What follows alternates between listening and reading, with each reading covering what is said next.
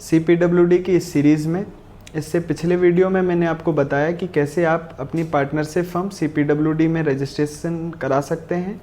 आज इस वीडियो में मैं आपको बताऊंगा कि आप अपनी प्राइवेट लिमिटेड फर्म को कैसे CPWD में रजिस्ट्रेशन कर सकते हैं और इसके लिए आपको किन किन डॉक्यूमेंट्स की ज़रूरत पड़ेगी। तो सबसे पहले आ जाते हैं, आपको क्या चेक करना है आपका रजिस्ट्रेशन करने से पहले। तो आपको चेक करना है डॉक्यूमेंट्स की लिस्ट, जो कि मैंने डिस्क्रिप्शन में दे दी है, और कॉन्ट्रैक्टर एनलिस्टमेंट मैनेजमेंट सिस्टम में आप जब उसके रूल्स हैं उसको फॉलो करेंगे तो आपको एनेक्सर 2 में इस पूरी डिटेल्स मिल जाएगी, क्या क्या डॉक्यूमेंट्स आपको चाहिए। थोड़ा सा मैं शॉर्ट में आपको बता देता हूँ क्या क्या आपको डॉक्यूमेंट्स मेन लगेंगे। उसके बाद आपको सेलेक्ट करना है अपनी एनलिस्टमेंट कैटेगरी और क्लासेस के हिसाब से कि कौन कौन से डॉक्यूमेंट आपको लगेंगे। तो सबसे पहले इसमें 2 कैटेगरीज़ हैं, पहला बिल्डिंग एंड रोड और दूसरा हॉर्टिकल्चर।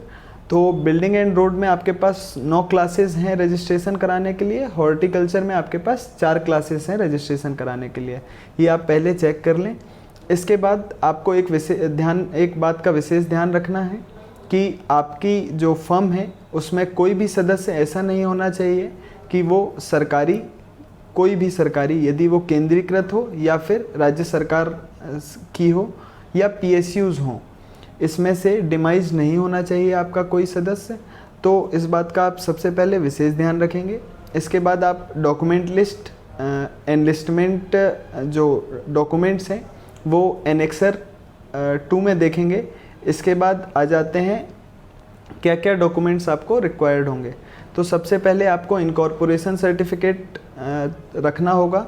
इसके अलावा Gumasta certificate, GST certificate, PAN card firm का और इंडिविजुअल डायरेक्टर्स का, DSC इंडिविजुअल डायरेक्टर्स की, ORG हो तो ज़्यादा बेहतर है।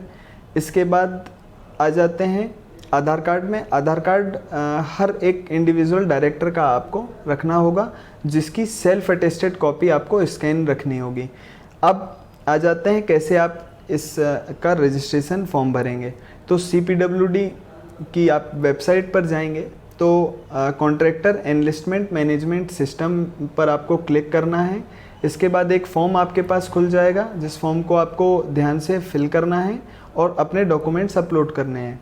ये करने के बाद आपके डॉक्यूमेंट्स की स्क्रूटनी आपकी पेमेंट के बाद होगी, तो आपको पेमेंट करना है।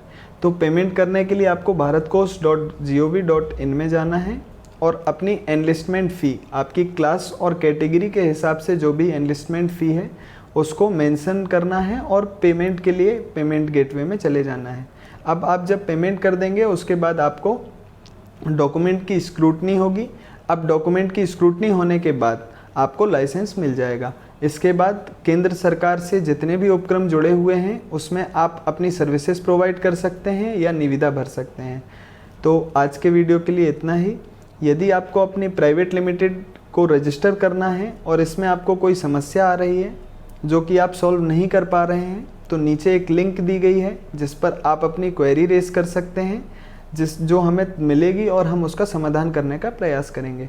यदि आपको कोई इंस्टेंट हेल्प चाहिए है या आपको कोई तुरंत प्रभाव में जानकारी चाहिए है तो आप नीचे दिए गए नंबर पर कॉल कर सकते हैं।